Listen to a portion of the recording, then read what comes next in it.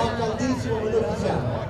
Siamo idratarsi, abbiamo qui rappresentante del soccorsa, si è già sistemata, sta arrivando Marcello Bernacchia in prestagione vincendo anche l'Umbria Marathon, e quindi abbiamo un applauso di nostro Martale, ci sta bene Mario, ci sta bene perché abbiamo ricordato quella dello schioppo, ma sempre dello schioppo. Certo, sei il cerimoniere, 1 minuto da adesso signori, facciamo un applauso allora alla Martani.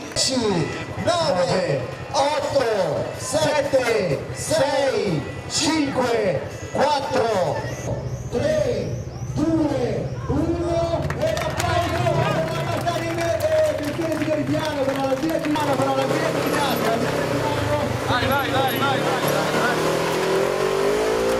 Andate piano, sono pericolosissimi, hanno fatto la battuta al razzo, Martani sulle Sacramenti Race, loro non hanno paura di fare 52 km, in bocca al lupo, buon divertimento, divertitevi, vero Mauro, la parola fondamentale, divertimento.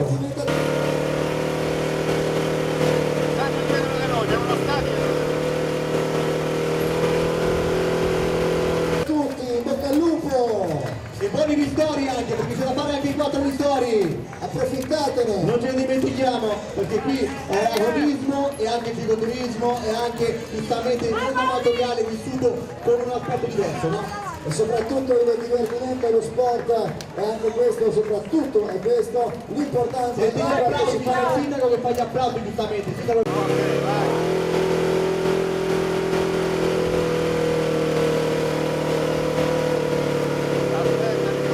contento, sono soddisfatto che il nostro sindaco di Massa Mazzara, quindi le Buscolotti, che vede davvero una miriade di colori, guarda che spettacolo, buon divertimento a tutti, qui abbiamo gente davvero di un certo livello ragazzi, davanti ma...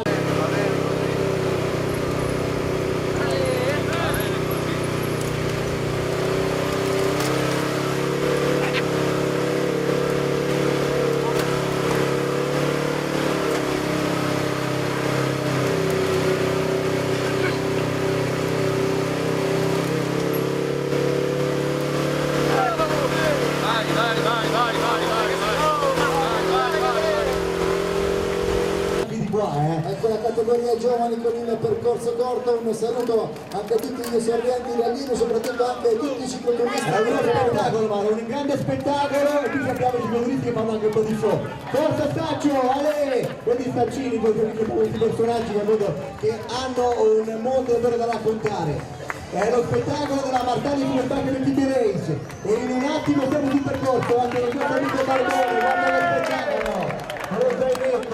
Salutiamo anche a tutte le moto